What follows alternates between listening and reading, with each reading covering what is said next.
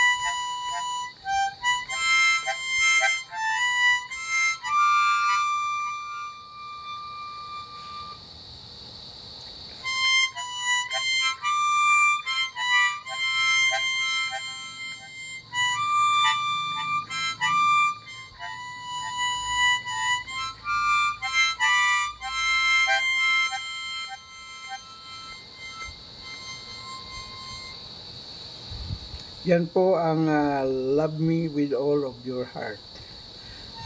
ay aking tinugtog at ikinahimpapawid upang inyo marinig at kahit paano kayo ay naaliw ng kaunti ng aking tugtuging harmonika sa ating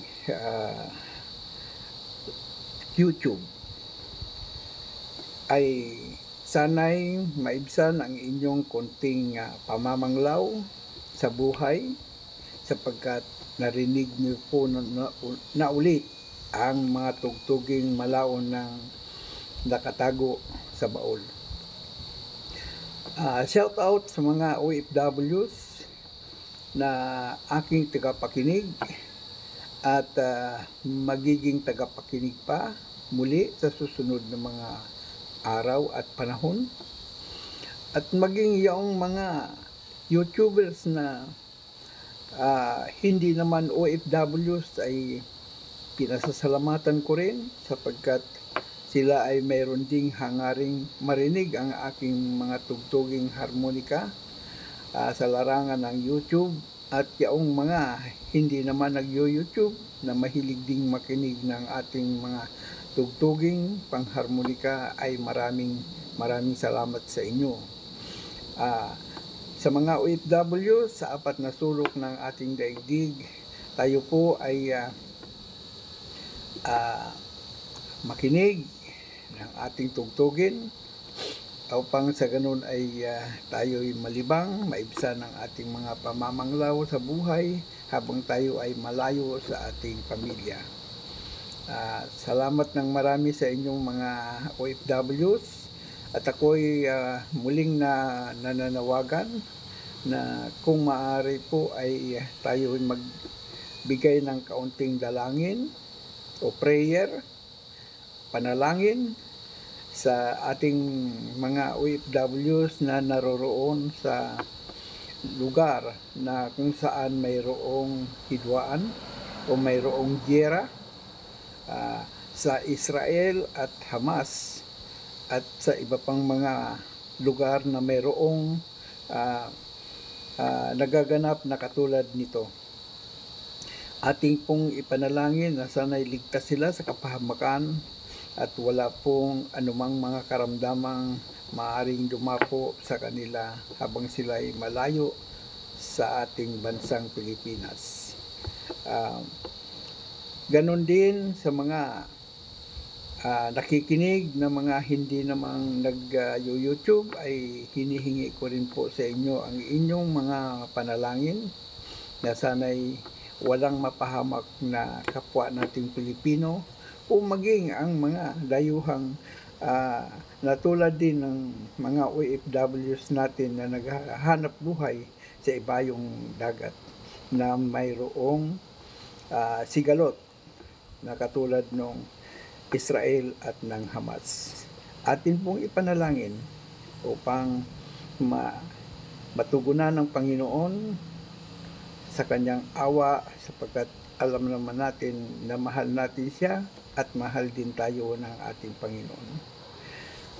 Magandang hapon sa inyo at sa mga nakikinig kong mga ka-YouTubers na sumusubaybay sa akin na hindi naman kapwa nating Pilipino. I am appealing to please pray for the safety of all OFWs that are deployed in Israel and Gaza. So with the neighboring countries like Golan Heights in Lebanon, Syria, Iran, and even in West Bank and Jordan. Let's pray for their safety. I know that not only Filipinos or Filipinas are there in that areas, but also different nationality are there living and working for their families. Let us pray for their safety. Thank you so much, my friend. Good afternoon to all of us. Maraming salamat po sa inyong lahat, mga kababayan ko, at hindi kababayan na nakikinig sa aking konting mensahe para sa ikabubuti ng ating mga kababayan at ating kapwa-tao na naroroon sa lugar na mayroong labanan o giyera. Salamat po ng marami sa inyong lahat.